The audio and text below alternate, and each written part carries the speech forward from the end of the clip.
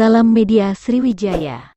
Legenda sepak bola Brasil Pelé meninggal dunia pada usia 82 tahun di Sao Paulo pada Kamis 29/12 waktu setempat atau Jumat tanggal 30 Desember tahun 2022 dini hari.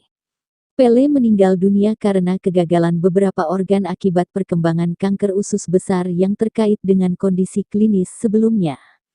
Seperti diketahui, Pelé memang sudah dirawat di rumah sakit sejak sebulan yang lalu atau tepatnya pada tanggal 29 November tahun 2022 karena mengidap kanker usus besar. Pelé dianggap sebagai salah satu pemain terhebat dalam sejarah sepak bola dunia. Bersama timnas Brasil, ia berhasil memenangkan 3 trofi Piala Dunia, 1958, 1962, dan 1970. Selain itu, Pelé menjalani 1363 pertandingan dalam kariernya dan berhasil mencetak 1281 gol.